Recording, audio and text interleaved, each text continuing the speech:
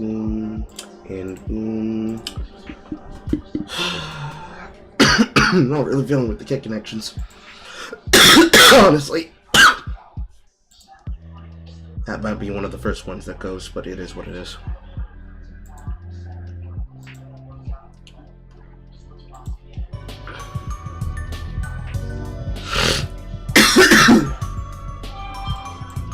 Actually, I don't have to play the Delta Road.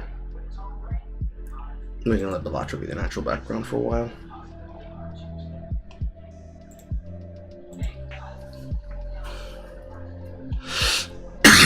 Please tell me I turned off the correct setting.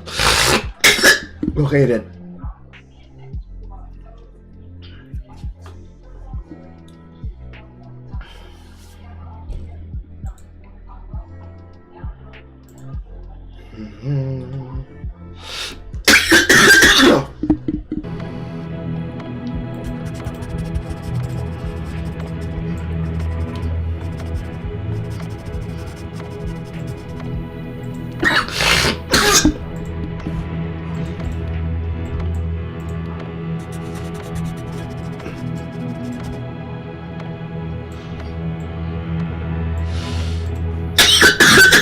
What the fuck is wrong with me? Oh my god. There's no way I have that much phlegm.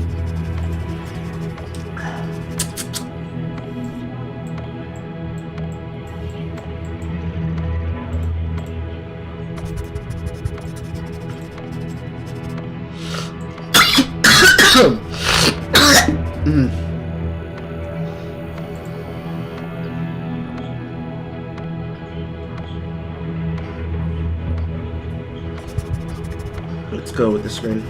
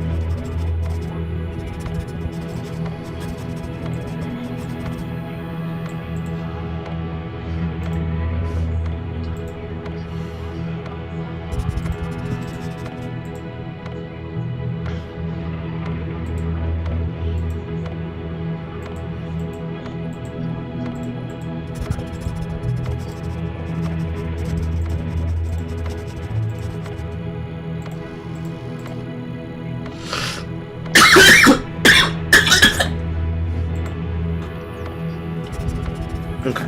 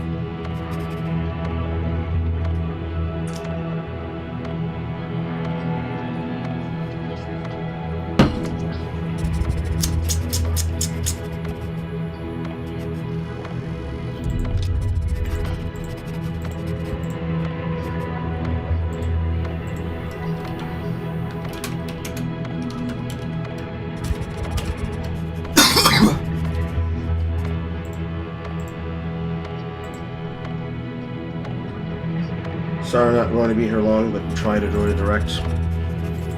To be serious, I did not remember that this direct was happening today. Because I don't own a fucking Xbox for shit. But some of the games I'm be criticizing is definitely being shown here. It'll weigh directly into the VsChat event that's later, so works out for me. Today was going to be a day full of editing and also playing, so this gives me definitely something to do. And I don't know how long it's going to be, so it serves as just a little scrumpet for later. Just a little scrumpet.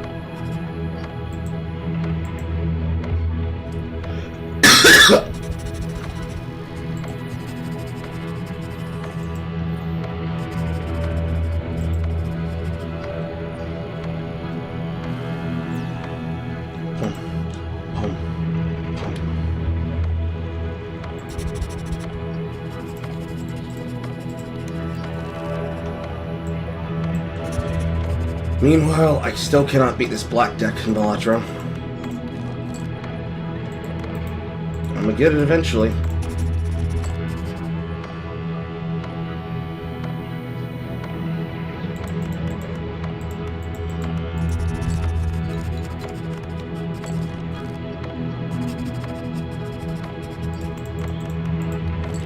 Bullet it.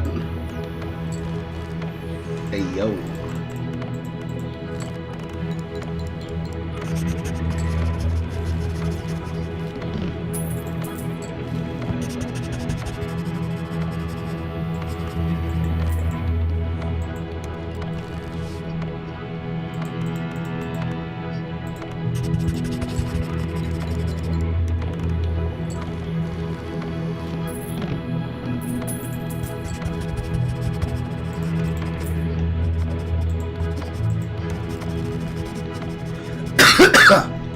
Fuck.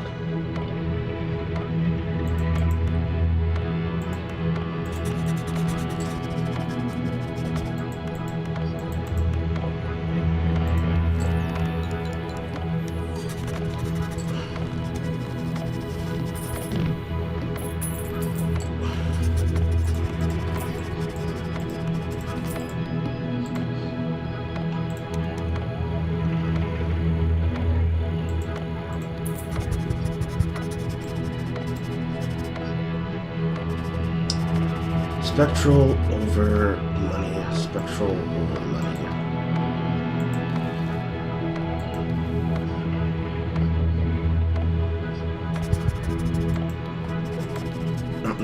Not unless it had a hex in it.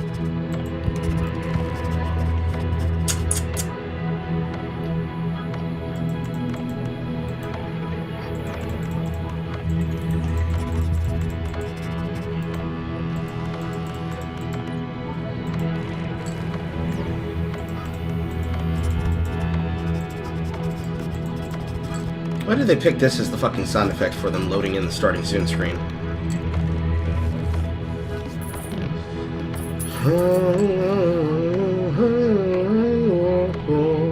Whoa.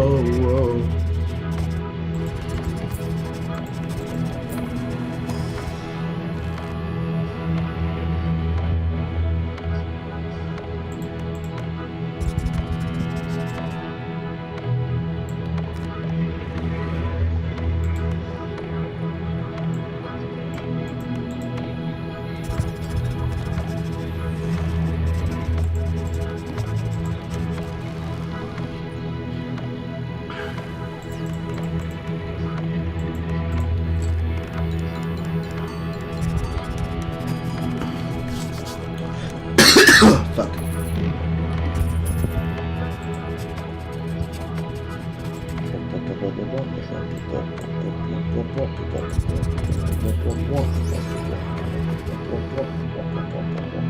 Cards. I can play these cards.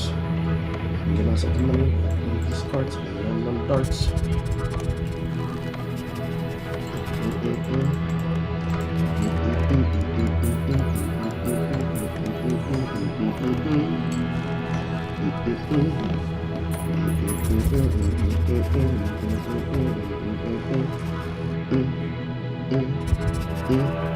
Do I use Fib?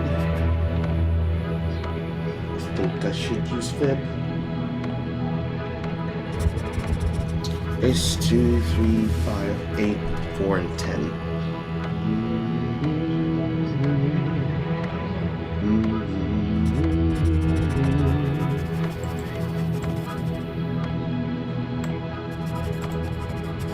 not quite at 8 yet.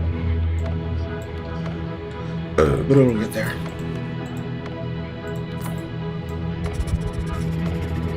Okay, I've got a supernova I can't get rid of. I've got a nice gun, that's fine.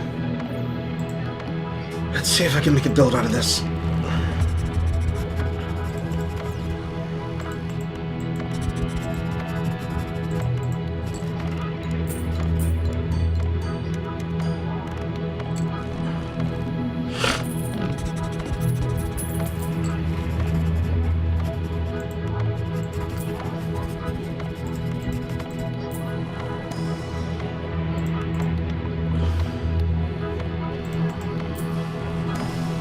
Minutes.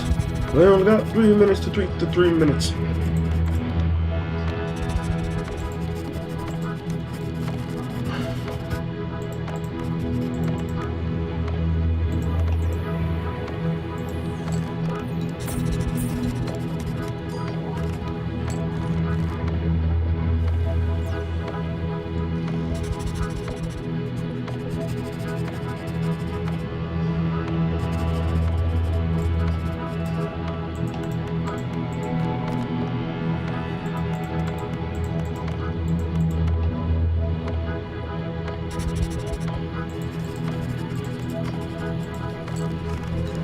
This hits for chips and malt. This will hit for malt, which will then multiply harder. Yeah.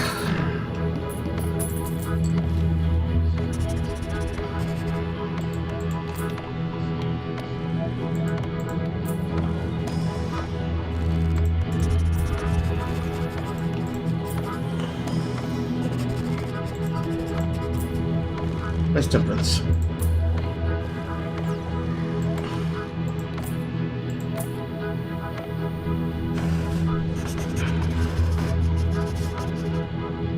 Really, this should go.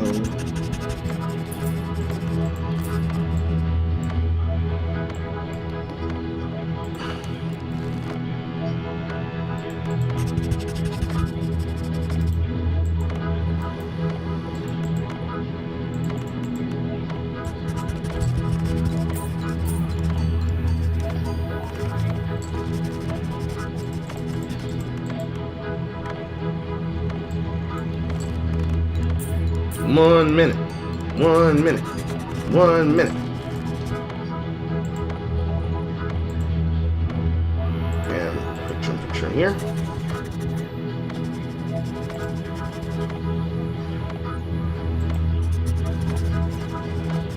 I'm not really excited about any Xbox games, to be quite serious.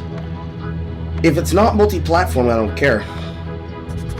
On top of not having known that it was coming out, looking at what was on the thumbnail that I had to make for this, they've got Sandfall Interactive, some unknown game that's to be discussed, fucking Compulsion Games, which is South of Midnight, which is the fucking totally not Bayou Theft, which just has me hot under the fucking collar, and then ID Software, which is just probably going to be Doom the Dark Ages. Doom the Dark Ages is probably the only game I'm looking forward to. So, oh no! Ah, say this before we bust our nuts! I guess we're gonna find out! Remember, kids! Get Day 1 and Game Pass! All the games you're about to see are in development and do not represent final products. Lame! And they're available! Ah! Oh, we did it! Fuck me! Oh my god! They're actually playing there!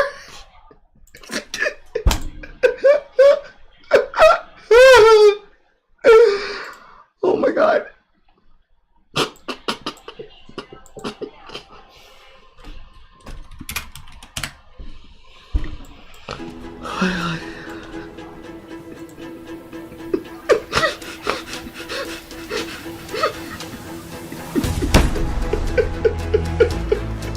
Four games.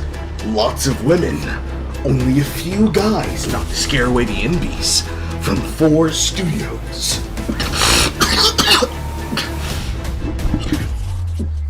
Straight from the developers.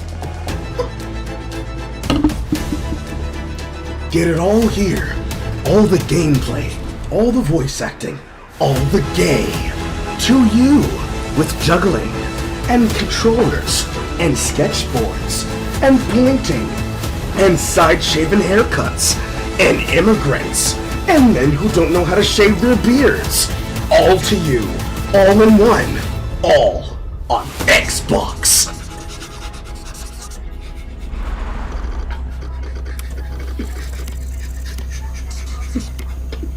Hire me for your voice acting narrations.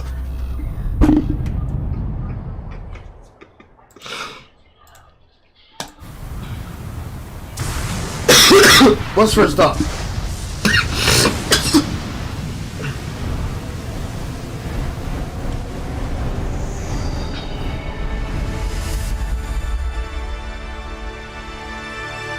Team Ninja.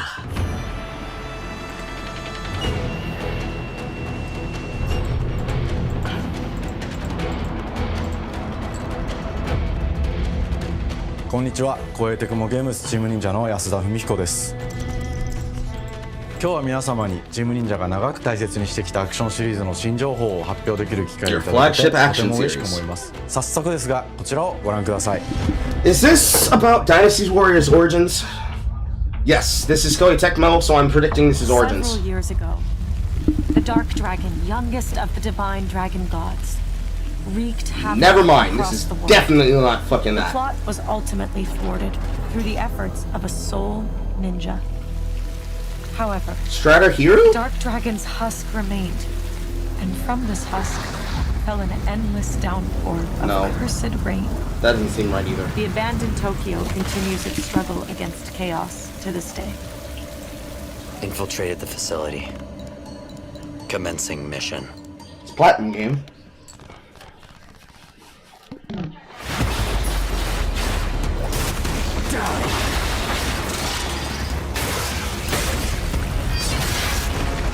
That's fancy, but since it's not representative of gameplay, I don't feel impressed.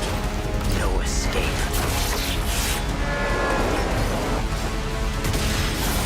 Okay, we've got counters, we've got character action, we've got brutal savage counters. Really proud of that fucking counter effect.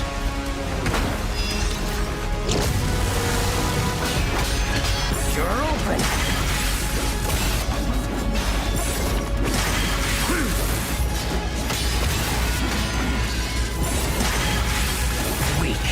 You break counters. Doesn't look like it's an instant kill effect.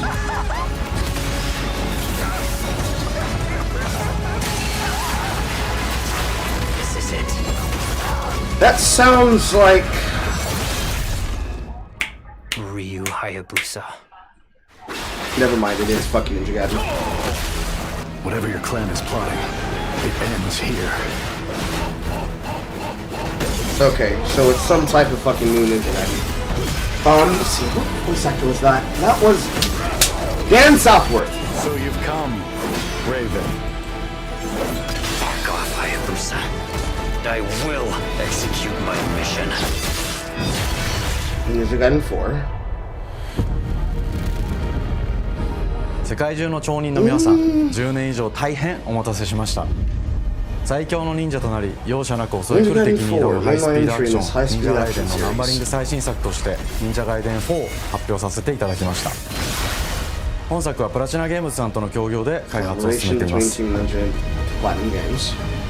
so here's your character action. プラチナゲームズさんのアクションゲームというジャンルにおける実績は言うまでもなく、ベヨネッタやニアオートマタなど素晴らしいアクションタイトルを生み出してこられました。忍者ガイデン4というタイトルを10年以上の時を超えて新たに皆様にお届けするにあたり、より多くの方に新鮮な気持ちでプレイしていただけるよう、新たな世界を新主人公であるもう一人の町人アトモで冒険するという形で制作することにしました。先ほどご覧いただいた映像の中で竜はやぶさも登場しておりましたが、彼は今回も物語に密接に関わってきます。なぜヤクモと戦うことになったのか、竜はやぶさが戦う目的は何なのか、本作の物語の中で展開していきます。任務は必ず成し遂げる。邪魔をするな。物語は黒竜がもたらした正気の雨によって荒廃した首都東京が舞台となっています。この雨は黒龍がまだ生きている証であり、雨が止まない限り東京に安寧は訪れません。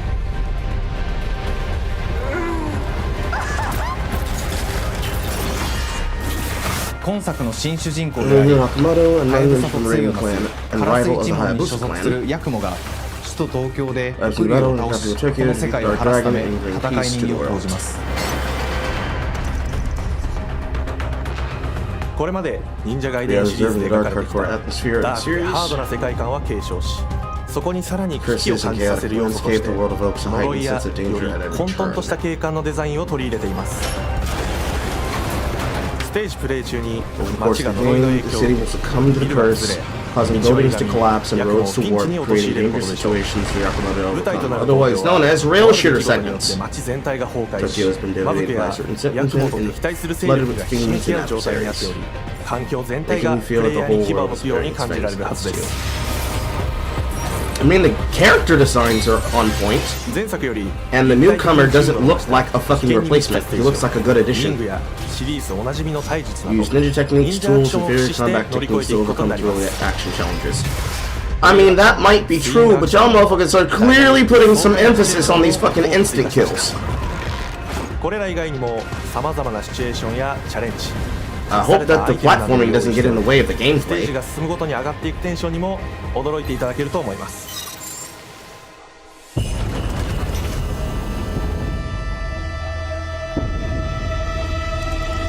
I don't know, you might be waiting a while for a Dead or Alive 新しい主 series. 人公のヤクモは竜ハヤブサに次ぐ新たな町人です。彼にはまだ若さも残っていますが、カラス一門を背負う天才忍者でもあり、 Genius ninja 忍者 carrying ガ the イデン weight シリ of ー the ズにおけ Raven る clan's 忍者 honor. の You 頂 designed 点 him to be someone to 竜と stand 肩を並 alongside べ Ryo, る to 世 pinnacle of 代 what it の means 町 to be a 人たり得 ninja る人物と and し a てデ potential ザインして master いま ninja of す。 the next generation.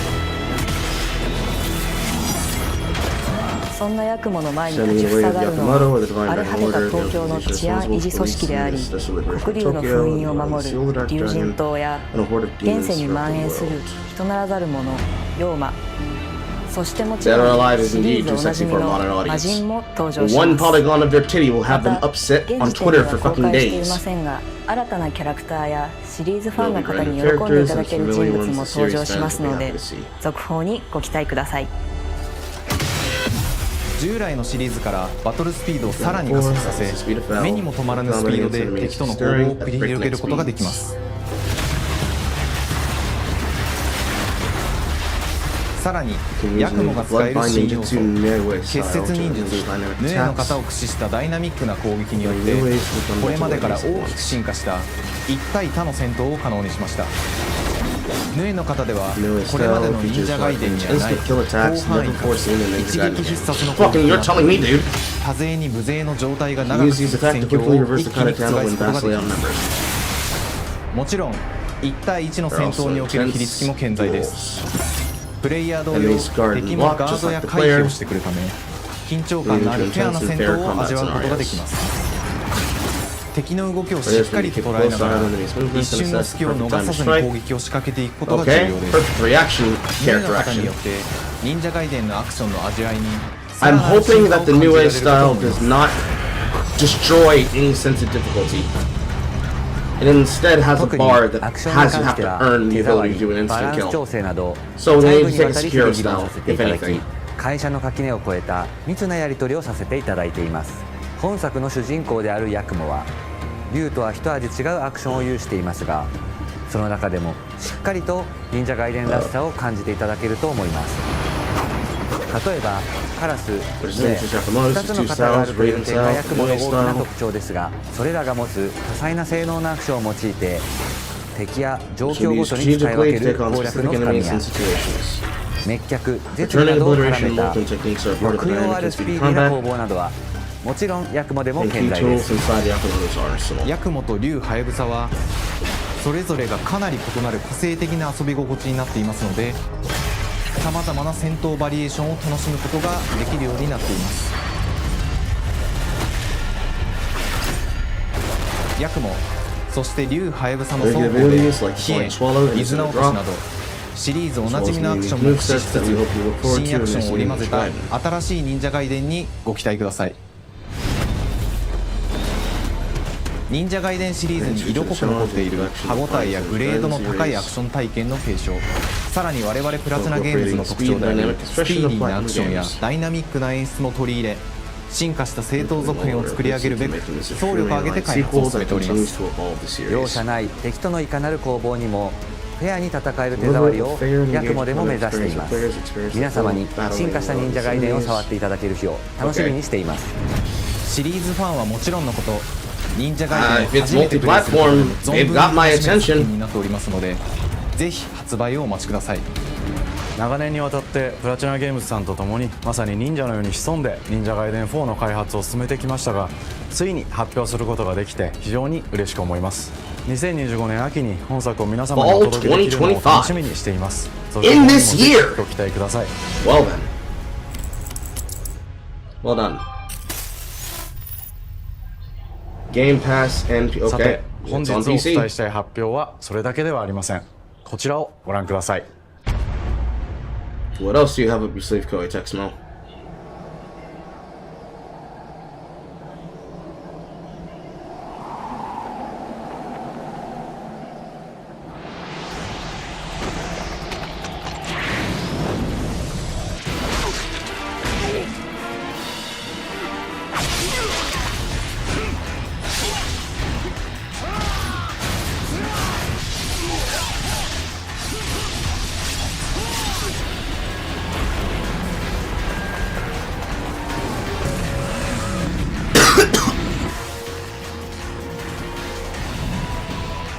My path leads through the land of the dead. Is it a remake? This looks like a recollection and or remake.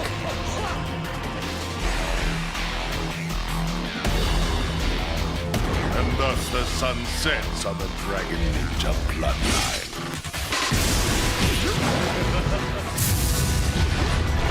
Genshi, go back to hell. All paths before me are cruel and arduous. Our time has come.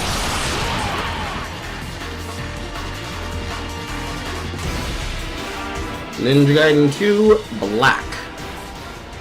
Remakes of the first 3 games. 忍者ガイデン2のオリジナル版は2008年に Xbox 360で発売 Yeah, し、 it'd be about time. This'd be a great way to do it. バトルを皆様にお楽しみいただいた作品です。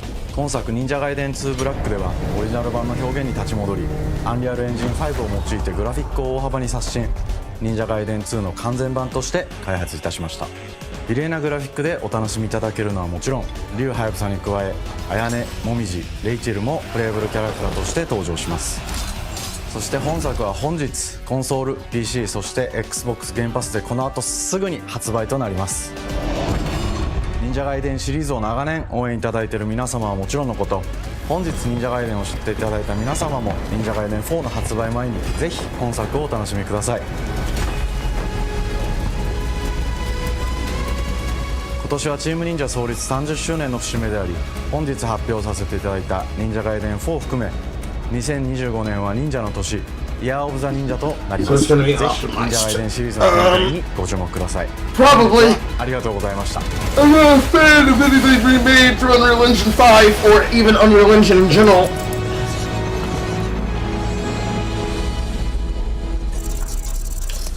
Well, here's your hidden game. It was Ninja Gaiden 4. And now on to Let's Insult Cajun Bayou Heritage.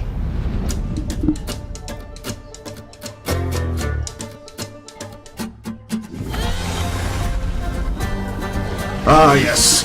South of Midnight, a video game that embarrasses all of the platform mascot genres, combining the skills of fucking Eco and Jak and Daxter with Crash Bandicoot we care gameplay, about world building. but gayer. We treat the setting almost like a character of its own. From the magical noir of contrast to the alternate history of We Happy Few, we draw inspiration from the landscape to shape mood, drama, and intrigue. For South of Midnight, our third-person action-adventure game, the story and characters bring a folkloric Deep South to life. This gave us a chance to explore Pause. Southern What do you mean you bring a folklore Deep South to life? You just said alternative history.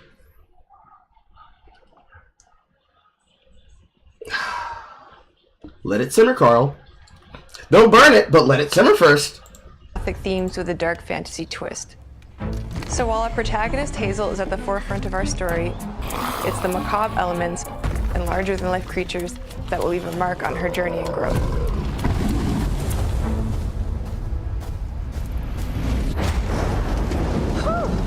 It is really picking up out there. Did you pack everything? Mama, this ain't my first hurricane. I know what to do. As long as you didn't forget the Flashlights and batteries. Oh, shit, we got 5 minutes. Let's go. We won't be rushed if you didn't. Don't mumble. Speak on it. I said we wouldn't be rushed if you didn't waste all that time at the shelter. Now, you want to bring this up right now. I'm just saying. Hazel, please. We might need some help. I might need some help. Now imagine if this hadn't been written in a way where you clearly wanted to bullshit a story about this character and her mother. Come on, man. We can do better than this with fucking dialogue trees, okay? This shit's fucking gay. Oh my god, oh god, fucking imagine having to follow them with this bullshit. Oh my god. You're out helping everybody. You better hope you fix this shit by the time you launch this game. Holy fuck.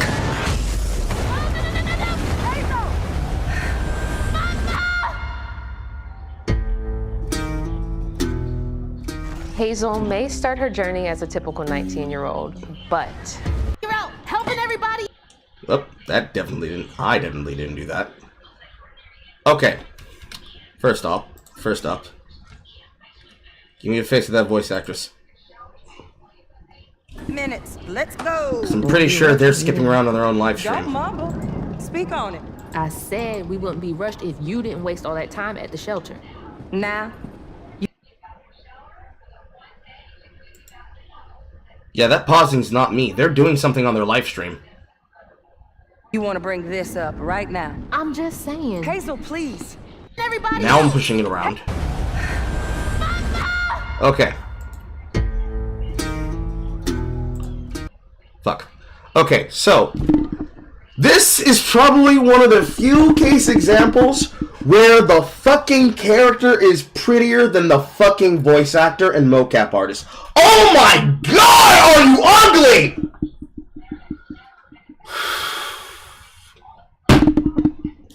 My opinion. Hazel. And then the actress.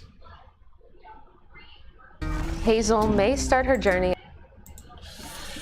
She's not my type. That's the only reason I have this opinion that I'm saying. She's not my type. I see this type of woman all the time in the South, and they usually do not wear this well. Horror is allowed to disagree with me, but she's not my type. And I don't think that the actress's hairstyle really befits her face, which is mostly what puts me off about it. Feel free to disagree with me. As a typical 19-year-old, but disastrous events will push her into a darkly magical world where she'll learn who she really is and how to tap into weaving, an ancient magical power that redefines her trajectory in life. The land itself chooses Hazel as a weaver. Someone who can see beyond the surface and tap into a deeper reality, the grand tapestry. Weavers can see the fabric binding our worlds, connecting people, nature, and echoes of the past. Keep those hands. So, for those that can't translate and have no relevance, Mambo. They're choosing to write this story of her being a fucking Mambo. Yes, basically, she's becoming Baba Legba. She's becoming Baba Legba. Please, hear me now, industry, as I become Cavalier. If you have to do this, if you have to keep touching voodoo, if you have to keep touching ancient Negro spirituals, if you have to write this shit, can you please come up with a gameplay loop that is better and or more classical or original that is not taking platinum PS2 greats and fusing it with horrible movie dialogue and gameplay loops? Because the shit that is in this game is the shit that is exactly what pushed people off about that fucking game that died on release, Flintlock, the something something. What was the name of that?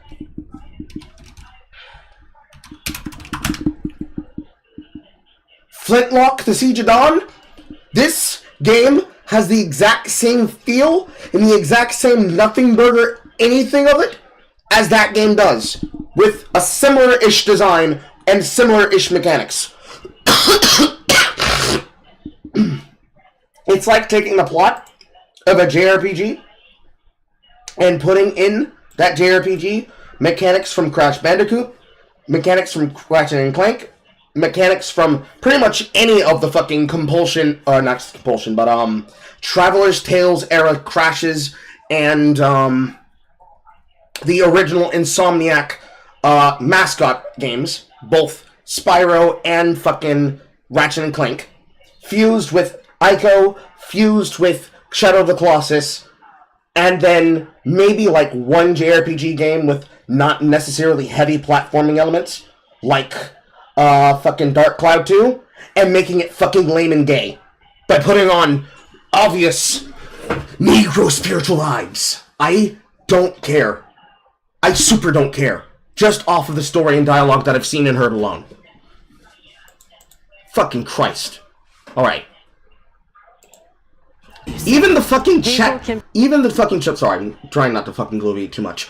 Even the chat room right now is spamming skip, LL, skip. 1 second. I'll pop out the chat room so you can see what I'm talking about.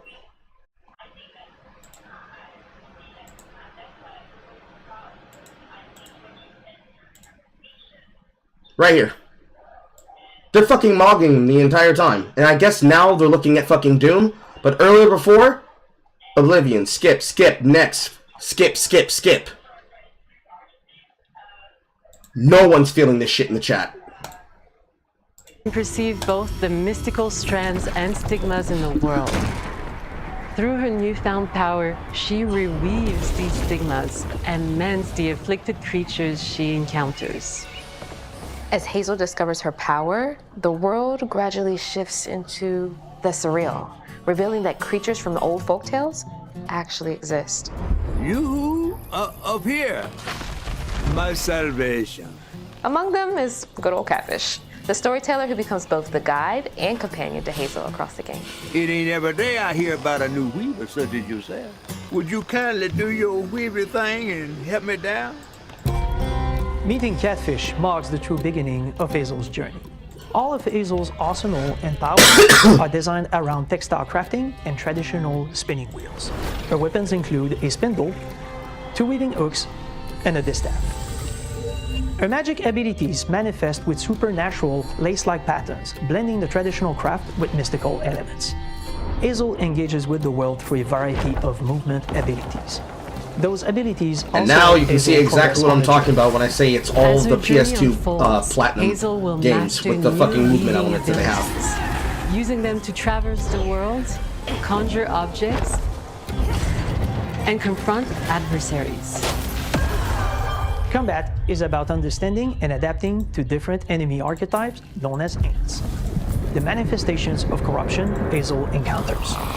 These haints trap Hazel in combat until she unravels them, destroying them in the process.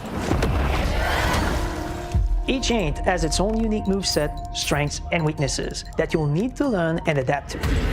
For example, the slug burrows on the ground and unleashes devastating strikes from afar, while the Ravager closes the distance with chilling speed.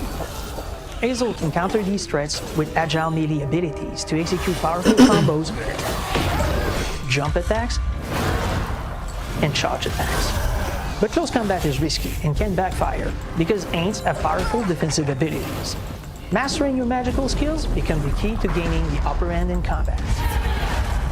Push, pull, and weave are some of the spells at your disposal that give you a tactical advantage during fight.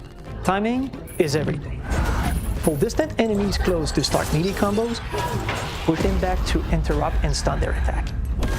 Then press the advantage with follow-up strikes. My god, you guys found a way to make character action fucking lame. Holy fucking shit. I can't believe they found a way to make character action look fucking lame. Oh my god. I'm gonna be sick. Your fucking story's for shit, and your gameplay's trash! Skip. Enemy type, creating dynamic combat scenarios, especially when facing multiple types of opponents at the same time. Once near death, enemies can be unraveled, breaking their core and setting them free of their corruption, which has the added benefit of providing L boosts and reducing ability cooldowns. If you play your combos right, you can enhance Hazel's combat readiness and keep on chaining her abilities. As Hazel progresses in the game, she unlocks new moves and improved abilities. And there it is. Another fucking upgrade alike. Another one. Just like all the ones before it. Fucking, oh my god. Okay, so like, you can't have gameplay like this, man. Sure, this was okay as bog standard way back when, yesteryear. This gameplay loop has never been acceptable since, because it has been left the fuck behind. There are a few games where you can get away with doing it, and it's in games where you have a system that benefits you to chain these things together in a way where it's based on your run. So, something from South of Midnight, from something from Blaze Blue Entropy Trigger, the ability to start a run, it has the same command list, but you have to gain the skills over the course of the run, and you can control which you use and which you don't use, and the ones that have skill to them. You can be able to pick which tree you want to go down and which you want to use. So, for something like this just reminds me of Darkstalkers. And I'm sorry, Darkstalkers for both 1, 2, and I guess 3, you're not going to beat that gameplay system. Sure, you're not probably going to have the fucking loot system that game did, but you're not going to beat that kind of a combo system.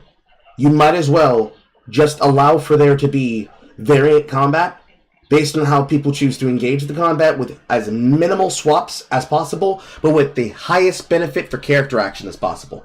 Because if you're not giving me choices of engagement for character action, you might as well just fucking not do it and have a more simplified system so that you put more interest on the special abilities than on the abilities that you get in combat, and don't lock them behind a currency.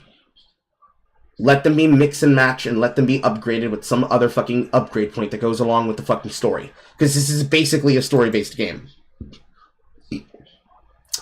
This is shit. This is beyond shit. And you'll have to decide which areas to prioritize. The upgrades will change how you approach combat, like enhancing area of effect attacks, or refining push and pull skills to improve precision and make them feel more rewarding. The combat system is fast and responsive. No, the fuck it's not, because this bitch ain't got no goddamn gap closure. But the push and pull, no, her walking, her running, her immediate follow-up for a combo is garbage. You have already failed at the most important part that you need to have in a character action game with any functionality that is useful for combat. And that is snap, drop, and pop.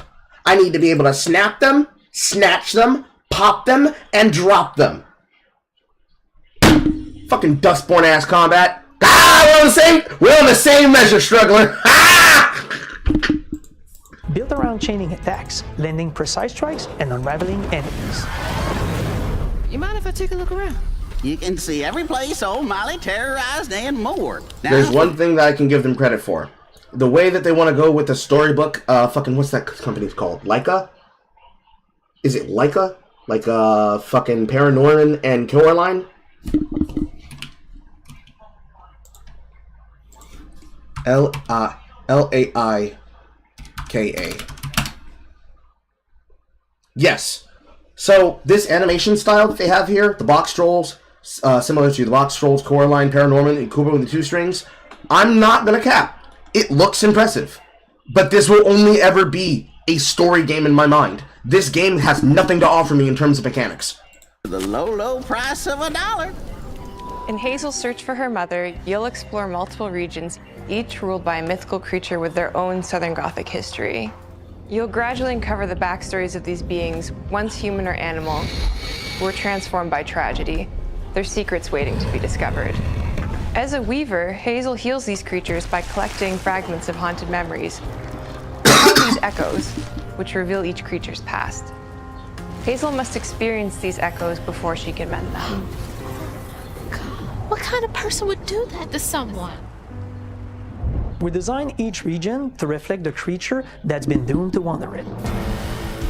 From the atmospheric environment to unique music themes composed for each one. Who gives a fuck about your lame All motifs? encounters lead to direct combat. Hazel will need to face mythical creatures in epic confrontation before she can heal them. So, when I said Shadow of Colossus, here's your Shadow of Colossus. The uniqueness of each creature, with distinct mechanics that center around a specific thematic. These encounters feature multiple phases that ramp up in complexity. As the encounters progress, the musical theme builds up, cranking the tension alongside the fight. Whether it's Two-Toed Tom or hugging Molly, each of these larger-than-life creatures is inspired by Southern folklore and lead to climactic battles. Southern folklore does not mean voodoo all the time, non-stop, dude.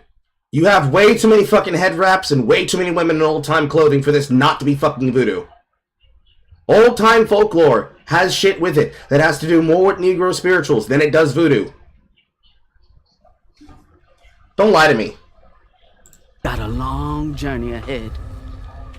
South of Midnight unfolds as a Might as well hero's call journey, it Spiritual and Underground as Hazel, Railroad. You'll travel through a tapestry of Southern-inspired Featuring Papa landscapes. Legba. From abysmal swamps to flooded farmlands to the Appalachian peaks. In our magical South, decaying buildings reclaimed by nature stand moments away from a hungry Rugaloo. And as Hazel delves deeper, reality bends ever more toward the fantastical. The history, landscape, and folklore of the American Deep South fill our world, and our team has infused the game with thoughtful details and environmental storytelling, like our bottle trees and haint blue porches, which are said to ward off evil spirits. The way to the past emerges as central themes, which you can see through old abandoned buildings and businesses struggling to survive. As you explore, you'll meet locals who stayed behind even in the face of a hurricane. So I'm the last person left here. All those damn haints. This part of the river's filthy with them. Artistically, we're staying true to our moody compulsion signature style. But this time, we're using a handcrafted approach inspired by stop-motion animation, which allows our team to bring a distinct personality and tone into every prop and character. Because this folklore is open to visual interpretation, we embrace the freedom to reimagine these creatures and their stories, to adapt how they look, and to craft our own version of a fantastical Deep South.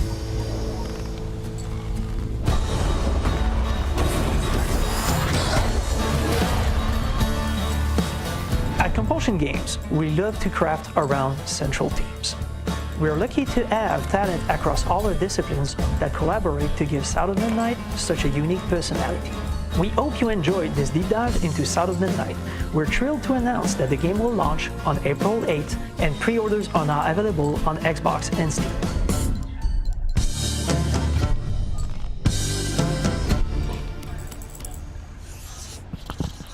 Embarrassing. Outright fucking embarrassing. The fact that you're doing that following Ninja Gaiden 4 is fucking sad. Alright, show us what Sandfall Interactive is.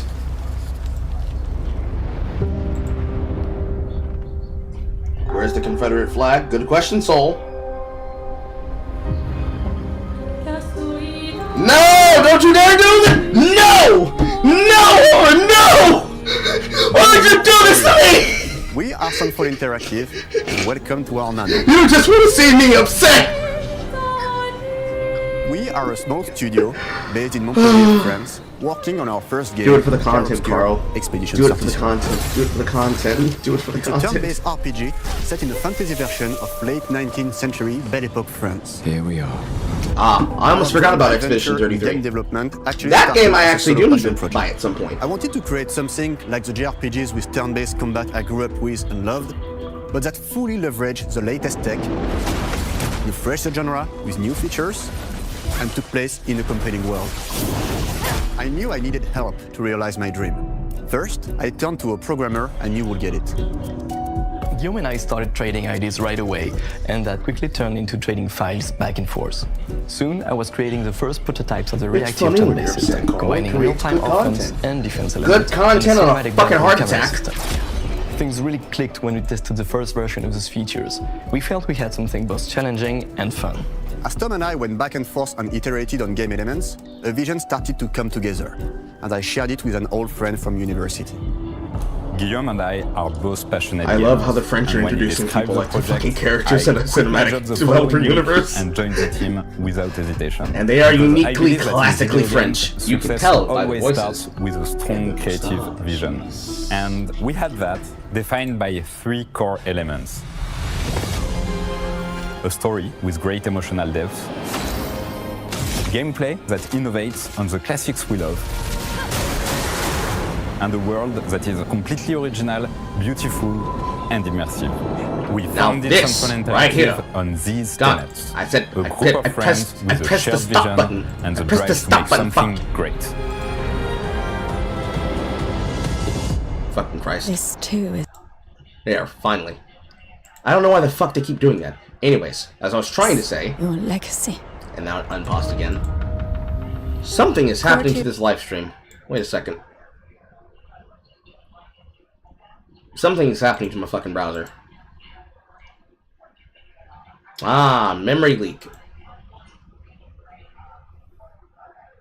In the legendary... They are indeed now on Doom. Okay.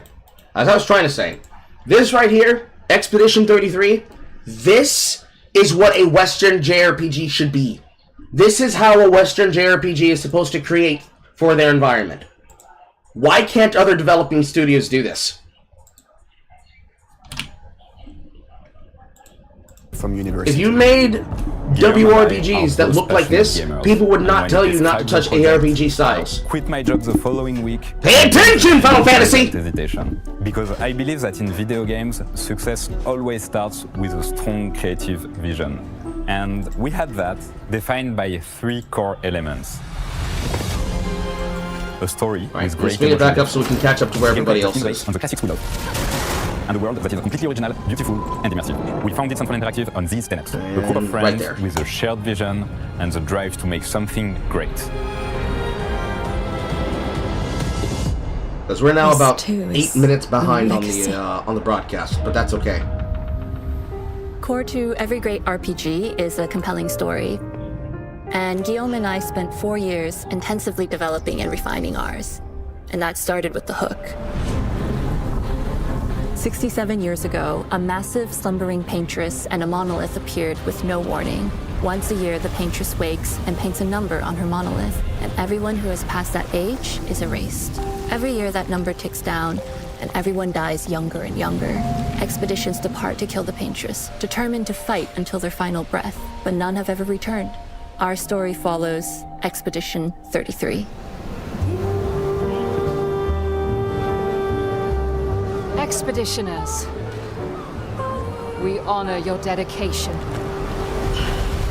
Guillaume and I knew early on that we didn't want to focus on good versus evil. What's interesting to us are people who, yes, are flawed, but who care deeply about each other. There's that Western fucking shit digging its head in, but you know what? I'll rock with it for a bit. I'm gonna rock with it because it's rocking with us. And conflicts arise because they have different perspectives on what needs to be done. I'm sorry about earlier. We wanted our story to feel dark and mature, with adult characters who feel like real people with real experiences. I'm always missing something that everyone else just gets. The heart of the story is about overcoming an existential threat while struggling with loss and grief. And it's rooted in the characters' relationships, both to each other and to themselves. What are we gonna do, huh? Tell me. What are we gonna do?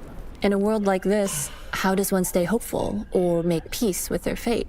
What duty do we owe to each other or to ourselves? These questions are deeply personal to me, and they permeate the story behind the story. Know that Lumiere fights with you. Tomorrow comes Expedition 33. The characters all have their own motivations and perspectives. Gustave and Lune are deeply invested in the expedition, even if they fight all the time. To them, the mission is tied not only to their family, it's central to their identity and purpose. Protocol doesn't cover every contingency. You know that. Contrast that with Ciel, whose darkest days have already happened. What are the stars whispering to you? Actually, I'm the one whispering to them. It's something my dad and I used to do. And Maëlle, who cares more about really living her life, not just living longer. Gustave, are you real? It's not all dark, though. Along the way, they meet various colorful NPCs and recruit Monoko, who is a friendly but kinda bloodthirsty philosopher and a fully playable character. He has a really cool battle mechanic where he can turn into the enemies he defeats. What are you doing? Just need the foot. Aha! He's very, very old and has seen many expeditions come and go. He is a Gestrol, which are a group of playful beings who view battle as a form of meditation. They're fun and sort of ridiculous. You'll meet Monoko and many other Gestrols across the game. Bonjour. And of course, there is Esquier, who is one of the oldest and lore-wise the most powerful creatures in the verse. Esquier is that powerful? He will be your mount and help you travel to secret corners of the world. Oh, they're really going. Wow. Okay, so they're going in the direction of the Mana series, with full world exploration and travel to multiple locations in a real world setting. Okay. You have piqued my curiosity. Now can you maintain my fucking interest? And if you bring him back his special stones, you can unlock abilities for him to access new areas of the world and find exciting secrets. I'm strong, but I'm not that strong. Everyone has their own reason for joining the expedition, and each of them has their own story arc and resolution that we think players will really connect with. In addition to a strong narrative, we had a clear vision for our own take on the genre's core gameplay. Our reactive turn-based system takes the traditional turn-based battle mechanic we love and adds real-time reaction, which gives combat greater intensity and dynamism. During enemy turns, you can negate all damage by dodging or parrying at the right time. Yes, we're all familiar with the fucking timed hit. We've all played Mario and Luigi.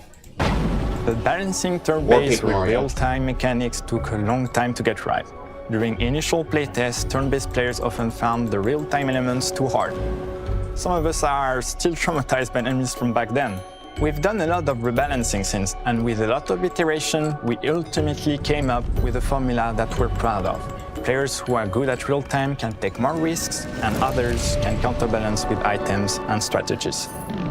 A big part of that formula lies in the many ways you can customize your character. They have a spear grid! I tell you again, I tell you what, they have a Final Fantasy X spear grid. 5 on fire. We spend a lot of time designing each character's unique mechanics and their custom skill trees. Our philosophy is making every type of playstyle viable so that everyone can have fun with how they play the game. Sir, you're whispering in the ears of the Final Fantasy players. What you said was, we would like to be able to let players play in a way that is unique. And what I heard was, everybody's gonna have steel. Everyone's gonna have all the skills. That's what I heard. That's what I heard. You don't get to decide what I build my characters as. If I decide every single enemy's getting a 5-arm knuckle sandwich with a plus deluxe uppercut, then that's what they're getting. Each character has a unique mechanic. Maëlle switches between stances which can ultimately boost defense or power. I personally like to make Maëlle the protector of the group, but I'm pretty much the only one at the studio who plays her that way. Most people play her as a glass cannon with Gustave's complementary skills. The characters can also equip hundreds of passive effects, which Jesus Christ, that's a lot of fucking skills. I hope they're all good. in our game are called Lumina. Every character has more than 20 unique skills in their skill tree and hundreds of passive effects they can gain through Lumina and weapons. So there are a ton of builds and playstyle to explore. Needless to say, we can't wait to see how you choose to play and what kinds of build you'll design that we probably never even imagined.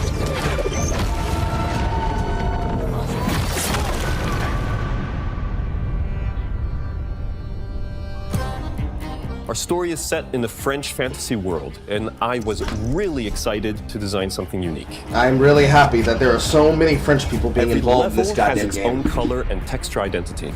For example, the Gestrel Village is an early area in the game where players can enjoy a fun break.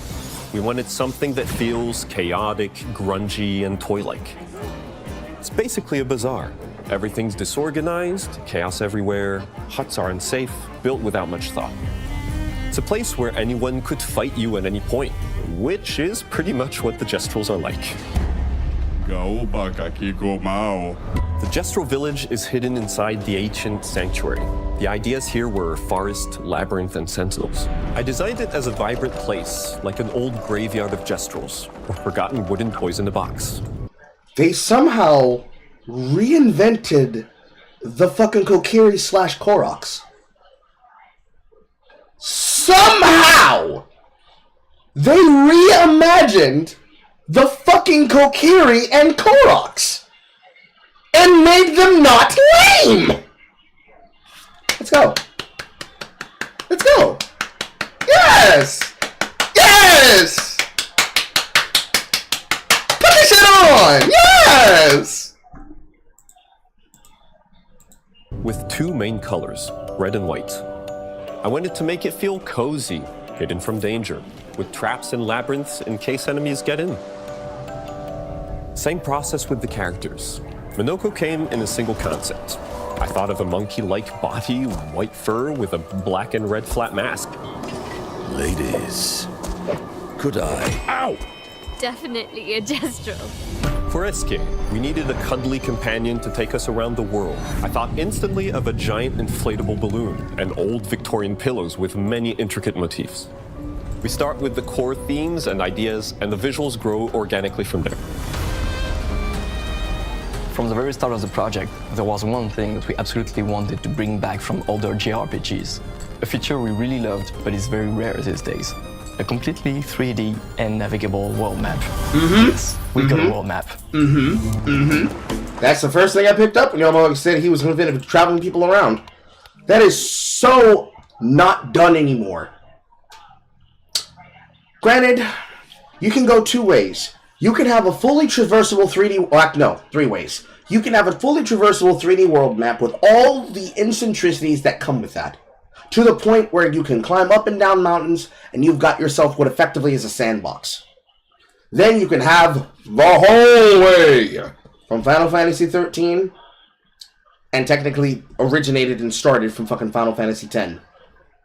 The hallway, where enemies occur in an area and you cannot control what is actually there and what you find inside of it. It is always the same. It is nondescript despite having a lot of shit around it. And then, you have the... Let's use Legends of Dragoon as a good example. You have the 2.5D moving in 2D on a 2.5x plane environment that looks like and feels like a fusion of Chrono Cross and a fusion of Legends of Dragoon, where you have descript arcs in areas and things that are in that area, but you're maxing it on everything. I mean everything. Blue Dragon mashing X and A on everything. Maybe more similar to Dragon Quest would be probably the better way to put it in most people's minds, but those are your three examples. If they can stick the landing on at least two of these and avoid the second one as much as possible, Game of the Year. Even though technically there are more games to be had, Game of the Year potential. Game of the Year potential. And it was a real challenge to create, both artistically and technically. And it ended up a lot bigger than we expected. You'll definitely need SK's help traveling around. Here we go! We're super happy with the result, though, as there's a lot of side paths and entire hidden levels. If you want to fight the toughest bosses of the game, you will have to explore. Good luck. Okay, alright, horror, okay. Our hearts and souls into this game for the past 4 years. That's why we're delighted to announce that Expedition 33 launches on April 24th on Xbox Series X and S and is available day one with Xbox Game Pass. You can already wish the game and follow us for more info. We are super excited It is to invite day you one to the on world of Game Expedition Pass. 33. We are a small, passionate team. It's our debut game, and we can't wait for you to discover our story. Oh my fucking god, I'm gonna fucking die. On behalf of everyone at Sunfall, thank you for joining us. Tomorrow comes. Demain viendra. Tomorrow comes. Demain viendra. Demain viendra. Tomorrow comes.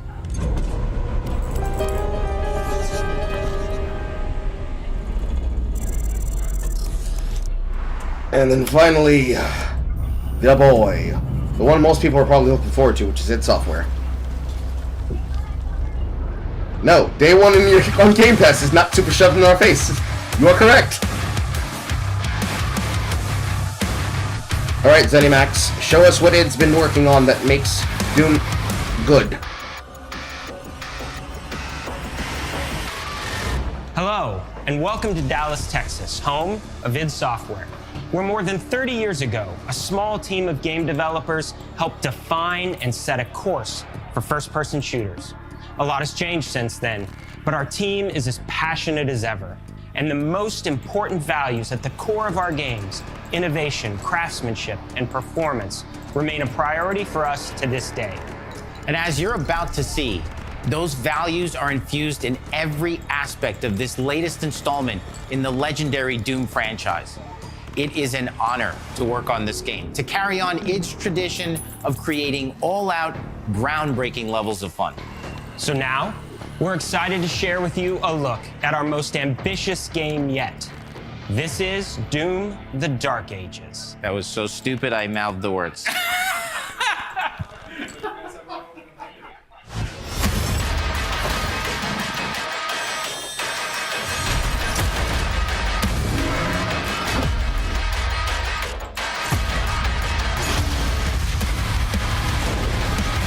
Well, the music's already good. In Doom: The Dark Ages, you will feel like the superweapon in the center of a medieval war against hell. Set in a cinematic sci-fi fantasy world full of locations to explore, powerful weapons to unlock, and enemies to conquer. This is a prequel to Doom 2016, and that's a prequel? It's given us the opportunity to reimagine every aspect of this experience. So if you're new to the franchise, then Doom: The Dark Ages will be the perfect entry point into the series. And if you're a longtime fan, then you'll be proud to see, in a lot of ways, the feel of the game is really a return to form. So let's break it down, starting with the combat. In Doom Eternal, you felt like a fighter jet. In Doom: The Dark Ages, you'll be an iron tank. Heavy, strong, but still fast. A grounded combat system with an emphasis on power over the acrobatics of Doom Eternal. Now there's movement. And a balance between enemy projectiles and player movement speed that makes strafing to aim viable again, just like in the classic Doom games. But it's not all about nostalgia. Innovation is the goal, always. And so for Doom: The Dark Ages, it's an all-new world with new tools and new mechanics to master. Let me introduce you to the Shield Saw. Block. Lord have mercy. Let them do your shield boy the greatest. Mwah. Rise! Come back to us. One of the greats of the fucking platform era. Please bring back Rise. Do this item justice. Show me gameplay. Throw. Parry. Deflect. All from one input. It's contextual, tons of depth on a single button press. You know, we want every Doom game to stand on its own as a unique experience. So in 2016, we asked you to run and gun. In Doom Eternal, it was jump and shoot. And in Doom: The Dark Ages, you're gonna stand and fight. Okay. All right. Okay. Who's ready for Royal Guard in the video game?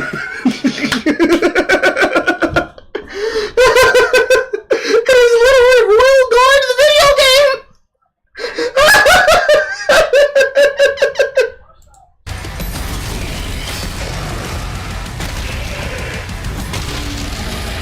And the Shield Saw will give you the strength to go head-to-head with some of the biggest, baddest demons we've ever created at id. But that's not all, because if you're gonna stand and fight, then you gotta have something to follow up that opening parry with. How about an iron flail? Okay. Or maybe an electrified gauntlet. Okay. Or even a Doom spiked mace. Okay. That's right, we have 3 melee options that are part of a melee system. All on one input, complete with combos and upgrades, and it's totally awesome. And you can finish off the demons now with an all-new, unsynced, completely in the player's control glory kill system. From any angle, in and out, as you see fit. And it feels amazing.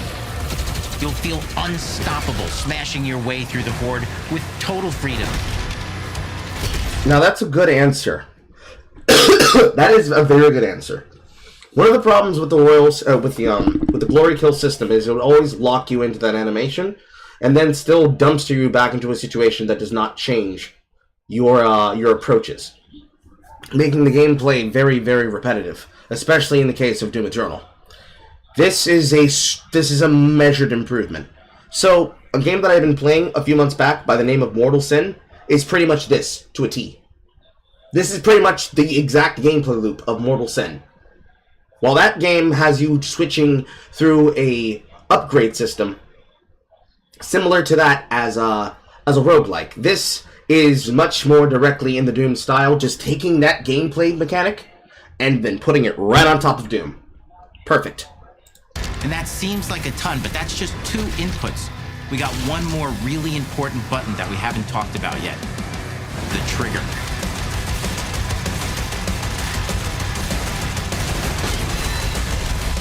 That's right, we've saved the best for last.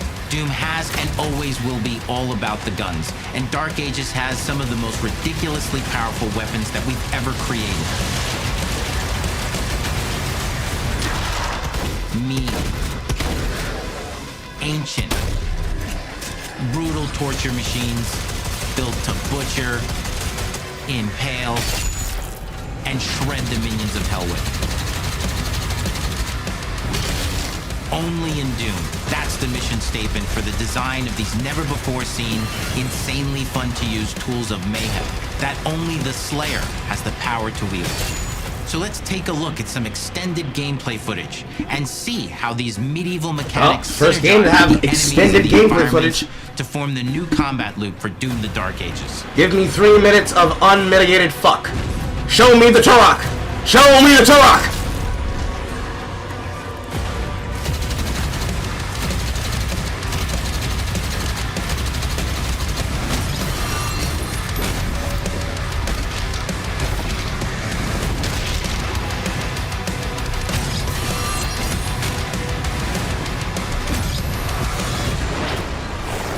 Okay, the shield can be used as a grappling hook.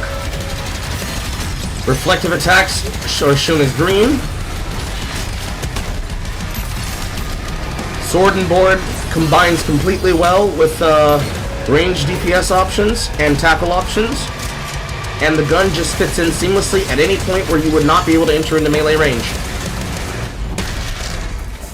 And under the hood, for the first time in an id game, we've made our combat more approachable and flexible than ever before, with a new difficulty system and sliders that will allow players to tune the speed and challenge of the game to whatever fits them best.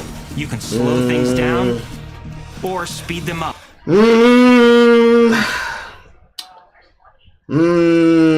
Okay. Let's look at these modifiers.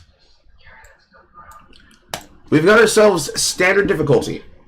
We've also got changes here at the top of the screen. I see a input for menu input, automap input, Slayer input, Athlon input, whatever the fuck that is, Dragon input, whatever the fuck that is, and Turret input, whatever the fuck that is. On top of that, we've got standard difficulty. That's always been there.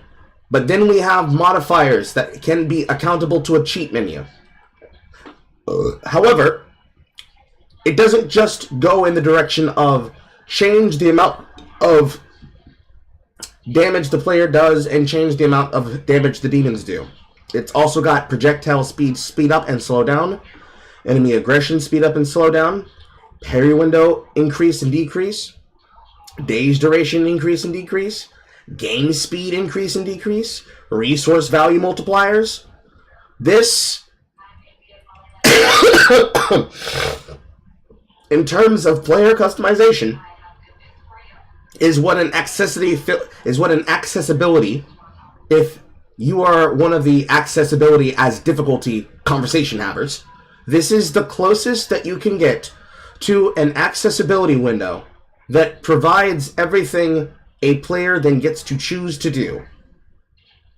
The only thing that is important and necessary, and this is probably the biggest selling point that I have, is that if somebody shows off gameplay, that there is a way to show the manipulation of any stat.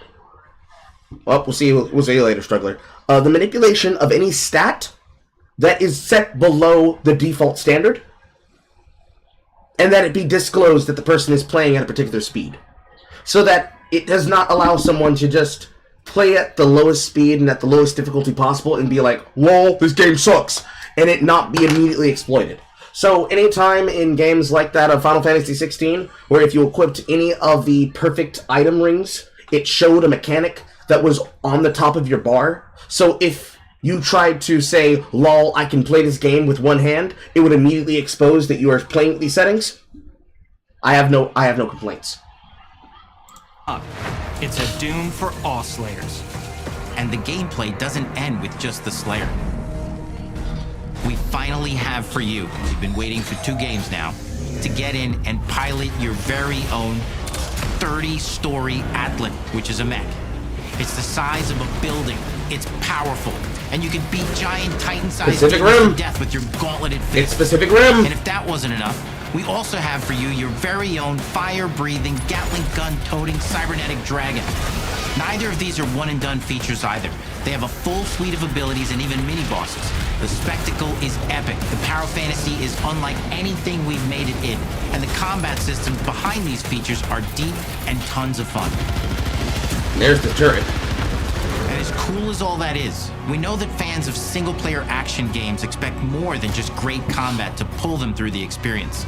So we're excited to share with you not just the gunplay, but the world of Doom: The Dark Ages. Your hero's journey will take you to the far reaches of the Doom universe. Mysterious worlds from the Slayer's past, dark forests, dungeons, ancient hellscapes, battlefields, and worlds beyond. And through exploration, you'll be unlocking new abilities and godlike powers every step of the way. There you go. Now armed You see that, Compulsion Games? That's how you do that progression system. with your trusty shield saw, you're gonna cut, leap, and smash your way through environments full of secrets and treasures. There's always something new waiting to be discovered or destroyed. Now let's take a closer look at just one of the many missions you'll experience in Doom: The Dark Ages. In this level, you will meet the enemy at the gates and save a city from certain destruction. Explore the medieval battlefield outside the castle walls, seeking out targets and enemy formations along the way to engage with as you see fit, with any gun you choose. Explore what is the largest play space ever in a Doom game, discovering secret caves and dungeon-like mines in search of vital resources. You might as well tell me that this is just fucking, that this is a fucking crossover that took the spirit of fucking Metroid Prime and ran the fuck away with it. Please tell me this plays like Metroid Prime. and I will suck your fucking dicks. And lick your vagina. Everybody in the office is finna ride my fucking face. I will grease your feet. I will grease your feet.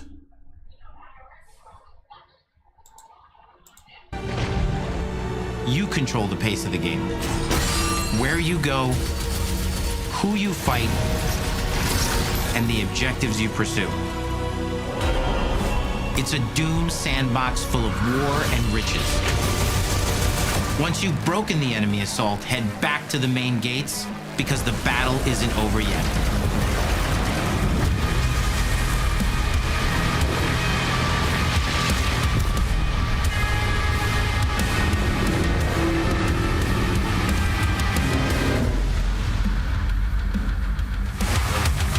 And the soundtrack to your epic adventures will be composed by the award-winning team at Finishing Move, providing you with a metal soundscape that's loaded with guitars, medieval vibes, and pure adrenaline. You'll feel like you're expanding the legend of the Slayer with every mission you complete. And speaking of that legend, the story of Doom: The Dark Ages, like everything else in the game, is big. It's a summer blockbuster event with everything on the line, and you are the star of the show. Your power is coveted by your enemies and withheld from your allies. With the Slayer imprisoned at the start of our story, the balance of power between good and evil is shifting, and time is running out. It's a new story and the perfect entry point for new players. It's easier to access now as we've taken the narrative out of the codex and into the cutscenes, featuring new characters, old allies, and powerful new villains. And for returning players, it leads directly into the Doom 2016 Slayer's Testaments. It's an action story worthy of the Slayer's legend.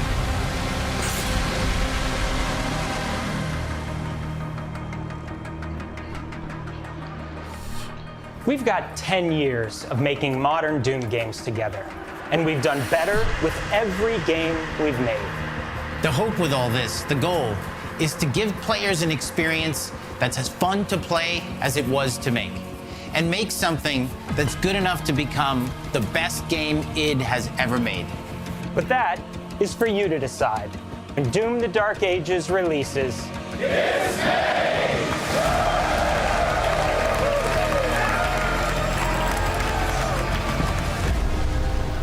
Right at the beginning of summer. Okay. So you've got Ninja Gaiden 2 Black, released today. And then you've got Expedition 33, heading on the 24th. April 8th, for South of Midnight. May 15th, for Doom: The Dark Ages. And then fall 2025, which is probably going to be third quarter, if not fourth quarter. If it's at the very back ass end of fall, that's probably August, September, which is probably my birthday. If it's the middle, and it starts towards the beginning, maybe June, July. Possibly.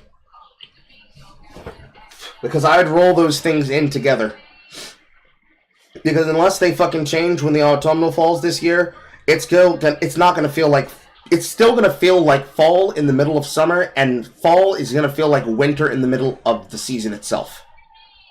It's going to be fucking annoying as shit, but that's a decent amount of games that are going to be released within the same time period of the year.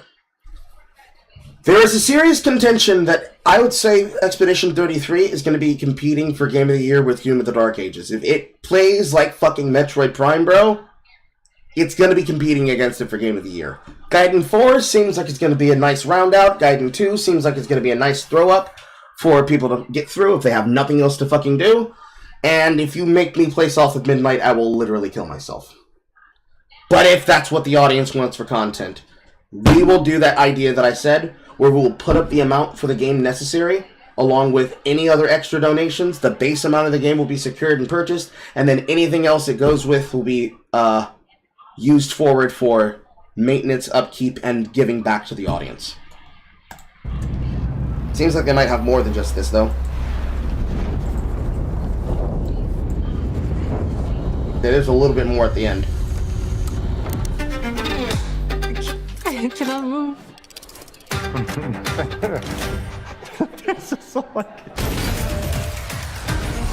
You will feel like the super weapon in the center of a medieval war against hell. All of Hazel's powers are designed around textile crafting and spinning wheels. The combat system is built around chaining attacks and unraveling enemies. Our reactive turn-based system adds real-time reaction which gives combat greater intensity and dynamism. リングやシリーズおなじみの対決などインタラクションを駆使して乗り越えていくことになります。皆様に進化した忍者ガイデンを触っていただけるよう楽しみにしています。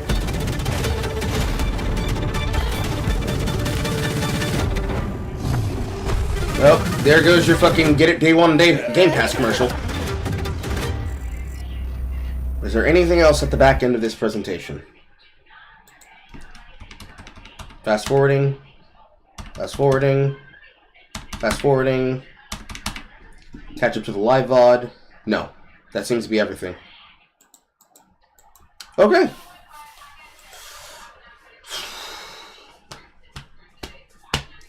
I guess at this point we just pile in and we talk about this shit. What can I say about this video game that we could not say already? What can I say about this game, bro? Invite.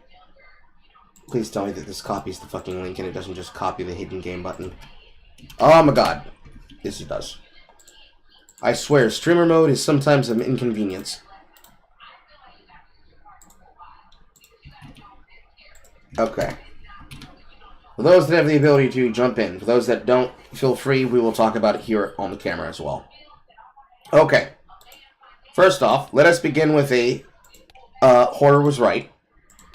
Because she will not let me hear the end of it if I don't. And then, let's follow it up with what we like best about the presentation. For me, personally, French Nick's put it on. Expedition 33 has definitely locked in my fucking interest. Immediately after that, I might bring myself to be able to do Ninja Gaiden. And I can be convinced to suffer through South of Midnight. There are elements that I like in that game, but everything else is filled with shit that I fucking hate. Then, everything in Doom the Dark Ages, if it plays and explores like a Metroid Prime game, it's competing against other single players and multiplayers for Game of the Year. Outright. Hands down. Does anybody else have any opinions?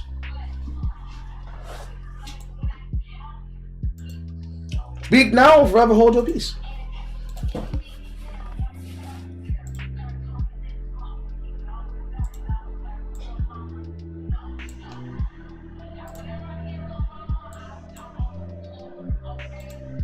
If no one says anything, then I'll consider that nobody cares and that we will move on from then.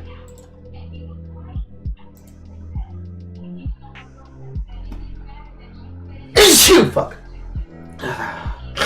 Bless me, Father.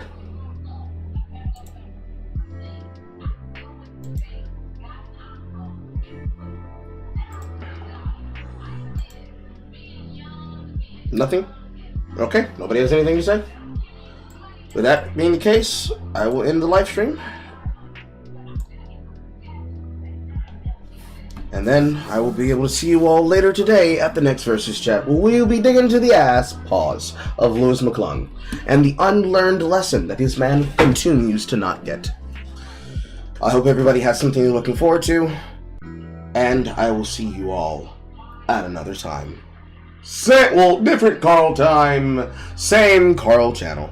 Bye, everyone. Word to your mothers and fathers. Hug them, kiss them, and tell you love them. Goodbye.